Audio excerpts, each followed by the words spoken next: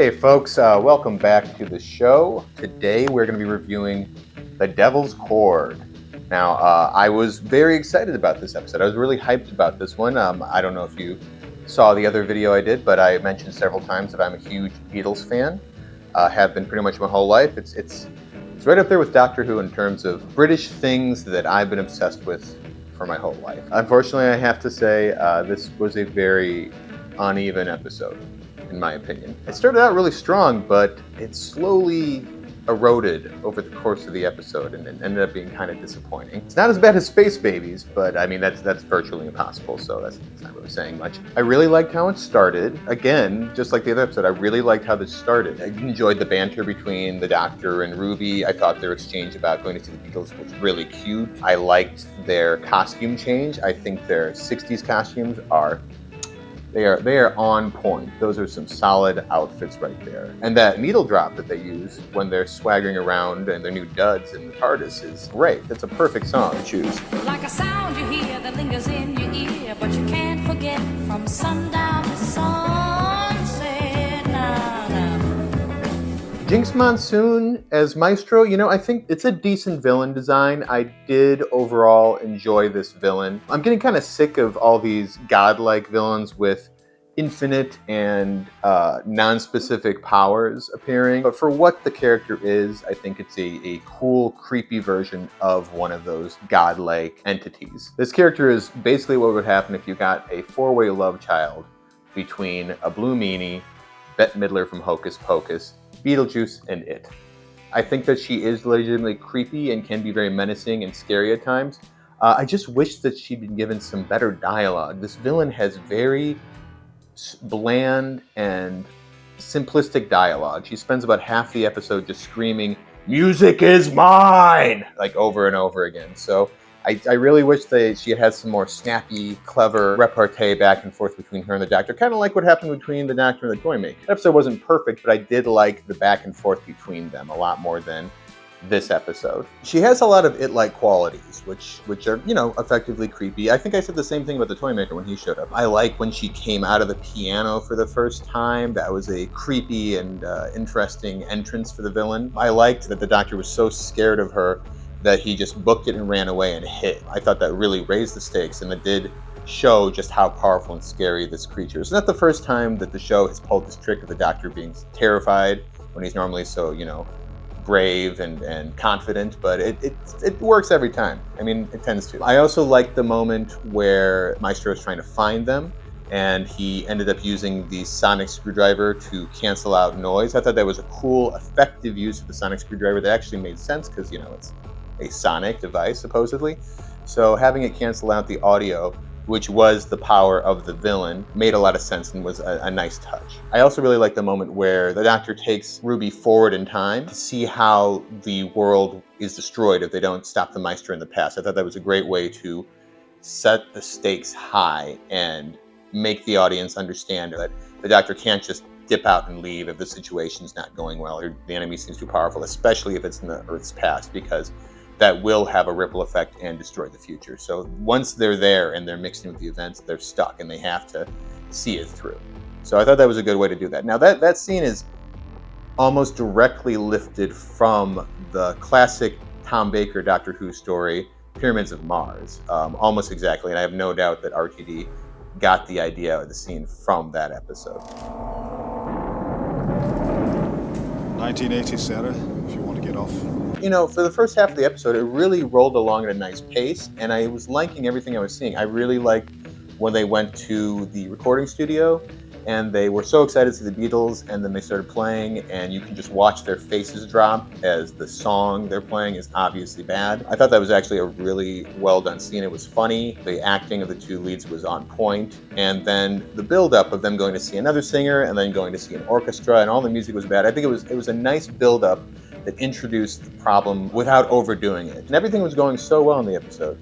Unfortunately, the moment they go to meet the Beatles is where the cracks start to show, in my opinion. Just a little side note before we delve into that scene. The Tea Lady, that actress has actually appeared in all the previous episodes that Shooty Got Was era has covered so far. She's appeared in the church on Ruby Road as a woman in the audience, watching Ruby's set. and she appeared briefly in Space Babies as one of the members of the staff that had to leave the baby ship who was lodging her complaint. And now she's appeared here. The actress's name is apparently Susan Twist. I'm sure this is all just a coincidence, and we won't see or hear anything else about this moving forward. Okay, so here's where the cracks started to form. Here are the issues that started to show up in this story. When they go to talk to the Beatles, the logic of the Beatles even being a band in the 60s doesn't make any sense in my brain, because they explicitly say that music started going wrong or people stopped liking music in the 20s. So if people stopped liking music in the 20s, why the hell are the Beatles even a thing in the 60s? Why do they have recording studios? Why do they have an orchestra? Are they just been spending the past 40 years having people record obviously bad music while the recording engineer sits in the booth cringing about it? Is that really what we've been doing? It just didn't track in my brain. It didn't make any sense. It was too much of a logical leap, which is a big problem with these episodes that I've noticed. Doctor Who's always been fuzzy with its logic at times, you know? There's a lot of deus ex machinas and technobabble and science that's basically just magic occurring all over this series, okay? Don't get me wrong. But there's usually at least a baseline of suspension of disbelief that I feel like the show has tried to adhere to. And I feel like this new era is just throwing that out the window. I could tell that the actor playing John was feeling unmoored. Like he couldn't logically make his character make sense in the context of the story. And then Paul's whole little speech about how, you know, you put a note in front of another note. I know it was meant to be sentimental and sweet, and I love the Beatles and I love the Beatles love songs, so but it just came off too sappy. Saccharine sweet. I feel like I used that last term, but this time too, it's just like it was too sappy combined with too many world-breaking logical fallacies all occurring in the same scene. So I was like irritated and distracted by that. And then you're trying to lay like this emotional truth on me, but it feels like a lie. When you're trying to lay deep emotional things on top of a scene that I'm not buying, it feels like a lie, and that annoys me. This scene just didn't do it for me. They keep laying down emotional scenes with swelling strings and stuff in the new season, and I keep not buying what they're selling me in that moment. I know it was meant to be a disappointing scene. I'm repeatedly disappointed. Oh, the Beatles are here. Oh, they don't sing well. Oh, we get to talk to the Beatles. Oh, they're all gloomy and hate music. I get that, but I really feel like they should have had more of a, and here's the Beatles at the end and they're awesome moment. I mean, I guess they played the piano to like save the Doctor and Ruby, but we never got a good example of them being awesome musicians. They briefly sing in the final number, but ooh, that final song, you know, I will get to that. I will get to that, but I'll just say, you know, for now, that doesn't cut it. Their contribution to that song did not elevate or feel like it brought back the Beatles, you know, to their former glory in my eyes. Moving on to something that I did actually really like. In fact, I think this is probably the best moment of the episode. See what I'm talking about? This episode is very uneven. It has great moments and it has really bad moments in it. My favorite moment of this episode is when the Doctor and Ruby took the piano up onto the rooftop. And first they had that cool little exchange about how the Doctor lives, you know, he's in the 60s, so he lives down on Totter's Lane. He's referencing William Hartnell. That's all cool. But the scene where he had Ruby play the song she wrote for her heartbroken friend.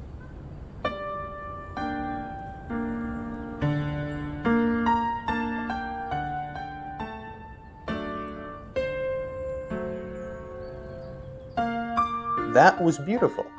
I really liked the song. It had an old-timey kind of show tunes vibe to it. That's totally the kind of music that Paul specifically would have loved. He was really into show tunes. The song was actually really beautiful and touching, and the way it slowed down the episode, we got the Doctor looking wistfully off into the city. We have the musicless civilians opening their windows and reacting to her music. It was actually really quite touching and felt authentic and real, and I liked that it slowed down and let you just like sit with the emotions, the feelings of the moment for a bit. It felt like I was finally able to kind of sink into the episode, immerse myself a little bit in that reality, and see what the point of the story was, which is, you know, essentially just music is beautiful and wonderful and an essential element of life, you know, which I do agree with. So I really liked that moment.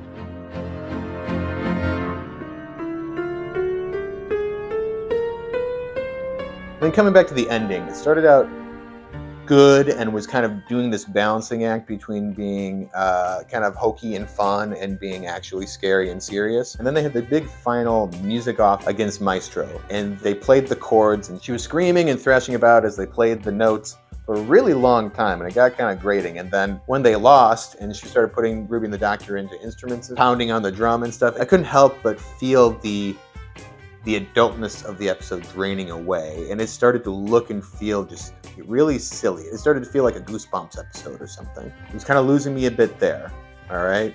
Just because it was being so silly. But I wasn't hating it yet. It's time to talk about the ending. Now, I am not against a musical-themed Doctor Who episode, and I am totally not against a musical-themed Doctor Who episode ending with a musical number. I just wish that the song they chose was actually good.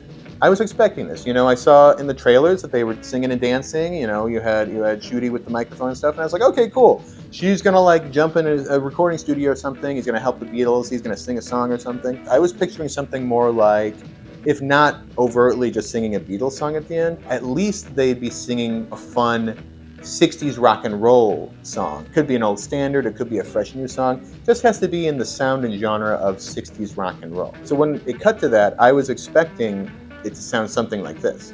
Come on, baby, let's do the twist. Instead, when they cut to the musical number at the end, it sounded like this. There's always a twist, there's always a twist, there's always a twist at the end. There's always a twist, there's always a twist, there's always a twist at the end. My friends, you can press and let's friend, 'cause there's always, yes, there's always a twist at the end. It's just so annoying and hyperactive and repetitive. It just keeps going and going and going, and it's not even clever lyrics. There's always a twist in the end. There's always a twist in the end. That's 90% of all the lyrics in the song. And it just keeps going and going over and over again. It overstays its welcome by like a good 2.5 minutes. It's really annoying, and it's still stuck in my head today. That's the worst thing. It's been stuck in my head since last Friday when I saw this. It's still there because it's way too simple and it's way too easy to remember forever. It's awful. It's an awful song. It's an evil song. I would take the Beatles' Dog song from earlier in this episode over this, to be perfectly honest. I mean, honestly, that song kind of slaps a little bit. My dog, my dog, my dog, my dog, I've got a dog, I love my dog. He's my dog, he's not your dog. If you want a dog, it's your own. So overall, this episode was unfortunately a very mixed bag for me. It just didn't deliver a lot of the things that I just would have expected a Beatles episode to have. And what it gave me instead was annoying and weird. Fortunately, I'm not going anywhere because I've weathered several bad eras of Doctor Who in my life. It tends to happen, especially when a series has been running for 60 years. There are bad patches. There are bad seasons. So I'm used to Doctor Who being bad sometimes. And I think that this is a rough start, and I'm not liking some of the trends that are in this era for sure, but I still have hope.